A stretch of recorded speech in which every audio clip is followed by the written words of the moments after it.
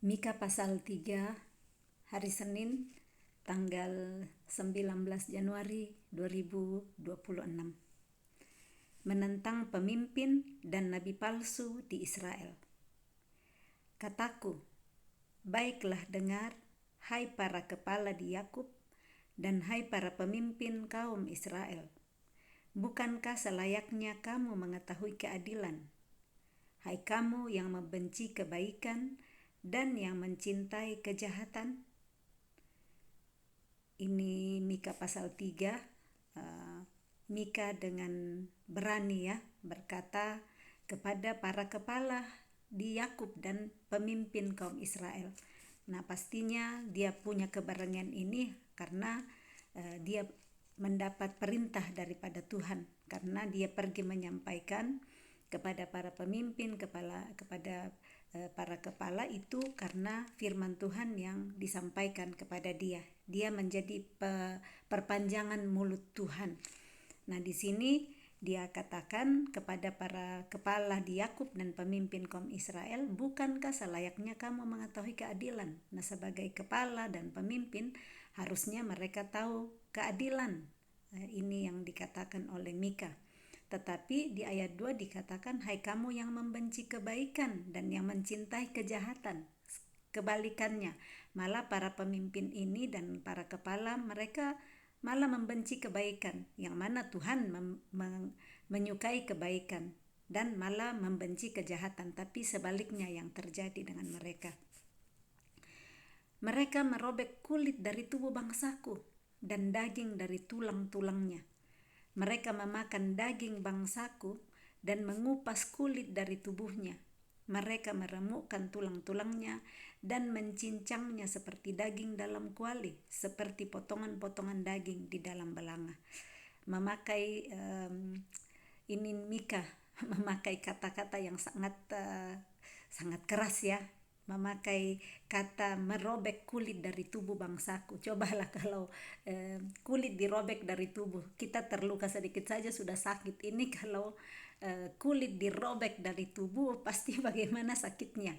Dan itu yang dia gambarkan, bagaimana para kepala dan pemimpin yang merobek kulit dari tubuh bangsanya dan daging dari tulang-tulangnya. Kalau kita yang ibu-ibu, kalau potong-potong daging, kita pisahkan daging dengan tulang, itu pasti kalau yang bisa rasa sakit sekali. Nah, seperti itu yang dikatakan, mereka merobek kulit dari tubuh bangsaku dan daging dari tulang-tulangnya. Bahkan di ayat 3, mereka memakan daging bangsaku dan mengupas kulit dari tubuhnya. Nah, tadi merobek kulit dari tubuh, sekarang mengupas. Kalau dikupas kalau coba saja kita kupas mangga atau apa, ini mengupas kulit dari tubuhnya. Mereka meremukkan tulang-tulangnya dan mencincangnya seperti daging dalam kuali, seperti potongan-potongan daging di dalam belanga. Sangat sakit ini seruan Mika, betapa sakitnya bangsanya diperlakukan oleh para pemimpin dan nabi palsu di sini yang diceritakan di pasal yang ketiga Mika.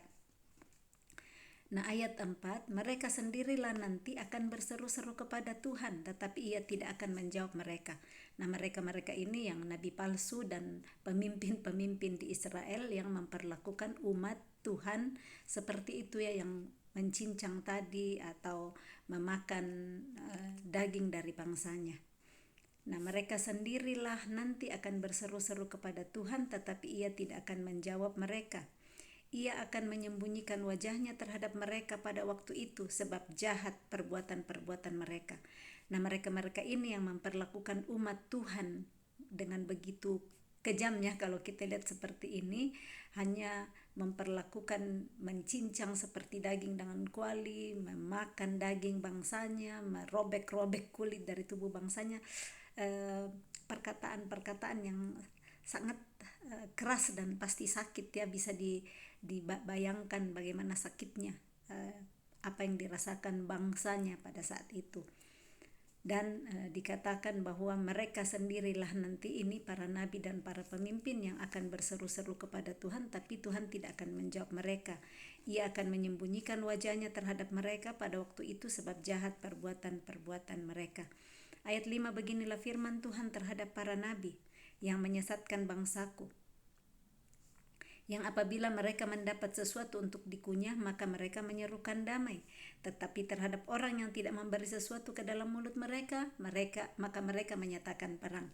Nah, ini juga pernyataan terhadap para nabi, dikatakan menyesatkan bangsanya. Kenapa? Karena apabila mereka mendapat sesuatu untuk dikunyah, ada upahnya, ada bonus-bonus mungkin yang didapat, ini disebut dengan upah, mendapat sesuatu untuk dikunyah, maka mereka akan menyerukan damai, memperkatakan yang baik kalau mereka bisa mendapat upah dari umat. Tetapi terhadap orang yang tidak memberi sesuatu ke dalam mulut mereka, tidak dapat bonus, tidak dapat gaji, tidak dapat PK atau apa, maka mereka menyatakan perang, dinyatakan yang tidak baik. Sebab itu hari akan menjadi malam bagimu tanpa penglihatan, dan menjadi gelap bagimu tanpa tenungan. Mereka pilih-pilih ya, bagi umat yang ada bisa memberi sesuatu, mereka baik-baik memperkatakan yang baik. Kan sebagai nabi itu dipakai Tuhan untuk menjadi pelanjut perkataan Tuhan. Nah, kalau orang yang memberi sesuatu untuk dia bisa kunyah, memberi sesuatu ke dalam mulut mereka, dikatakan mereka menyerukan damai, menyerukan hal yang baik. Tetapi kalau yang tidak memberi sesuatu ke dalam mulut mereka, mereka menyatakan perang. Dikatakan nabi memperkatakan hal-hal yang tidak baik, kalau begini yang saya mengerti.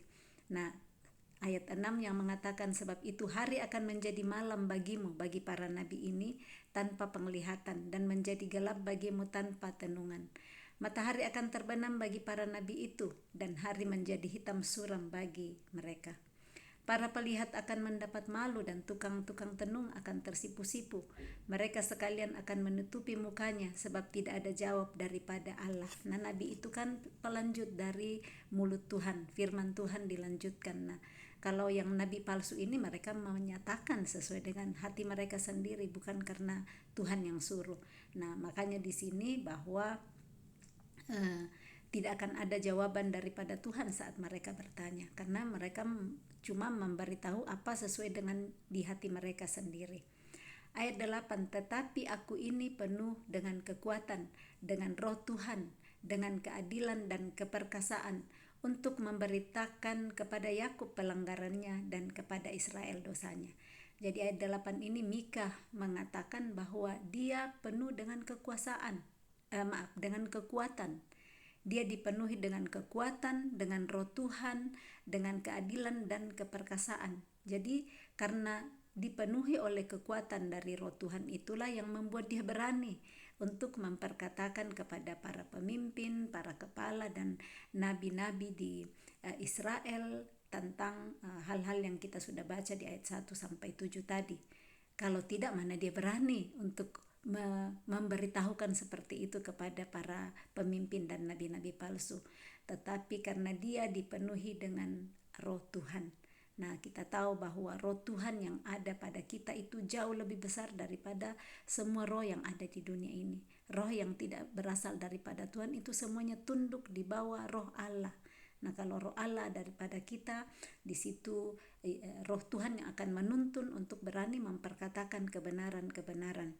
Dan ini yang dideklarasikan dan diperkatakan oleh Mika, bahwa tetapi aku ini penuh dengan kekuatan, dengan roh Tuhan, dengan keadilan dan keperkasaan, untuk memberitakan kepada Yakub pelanggarannya dan kepada Israel dosanya. Kalau dia sendiri, mana dia berani untuk memberitakan pelanggaran Yakub dan dosa Israel. Tetapi karena roh Tuhan yang ada padanya, yang mengirim dia untuk memberitakan firman Tuhan kepada Yakub dan Israel mengenai pelanggaran dan dosanya. Ayat 9, baiklah dengarkan ini, hai para kepala kaum Yakub dan para pemimpin kaum Israel, hai kamu yang muak terhadap keadilan dan yang membengkokkan segala yang lurus. Jadi ini disampaikan lagi ayat 9 kepada para kepala kaum Yakub, para pemimpin kaum Israel.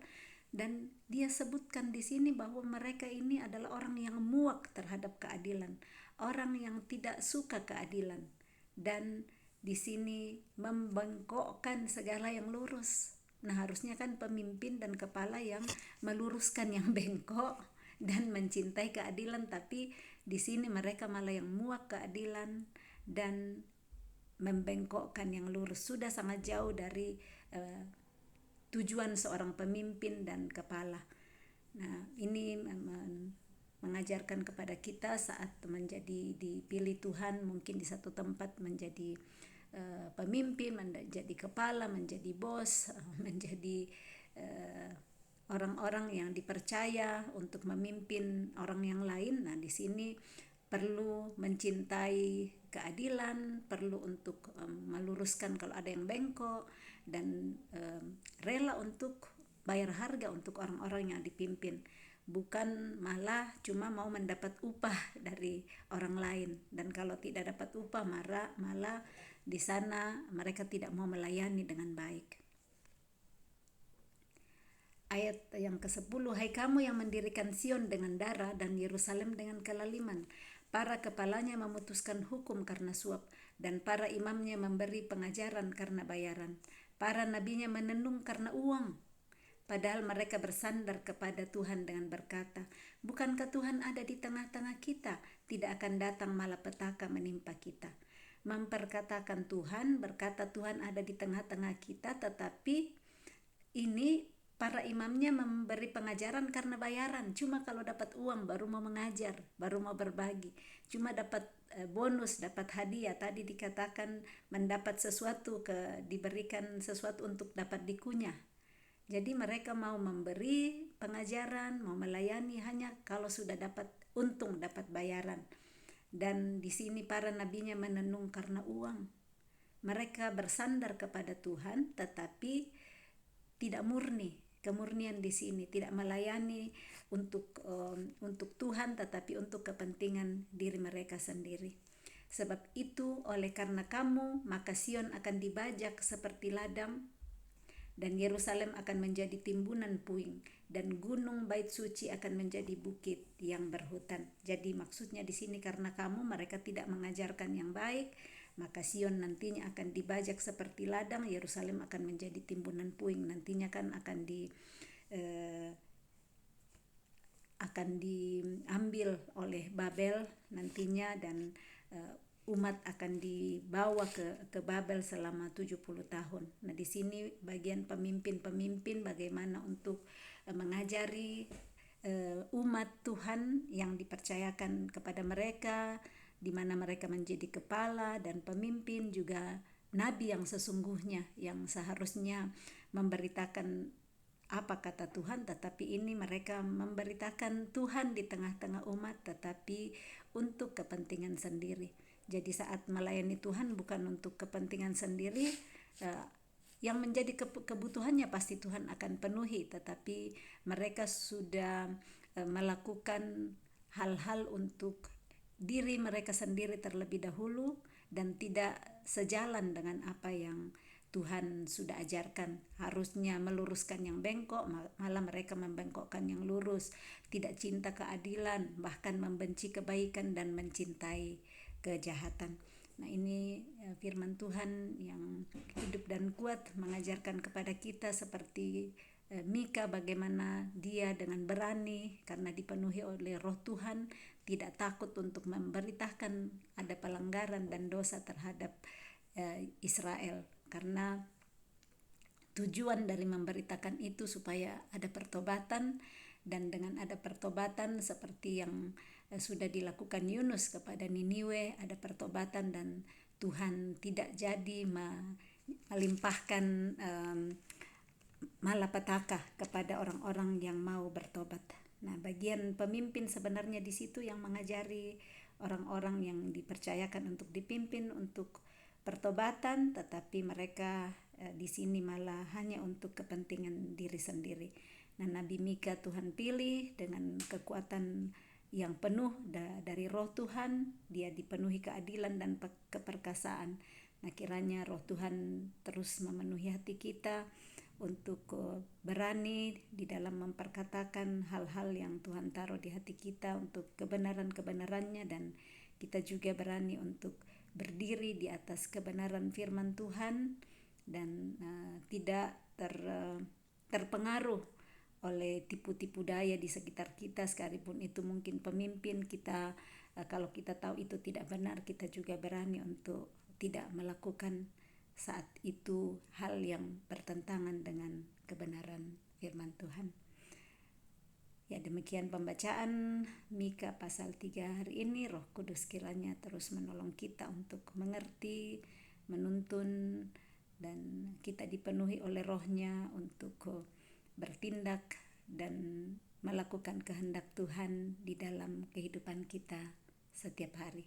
Salam kasih, Tuhan Yesus memberkati. Shalom.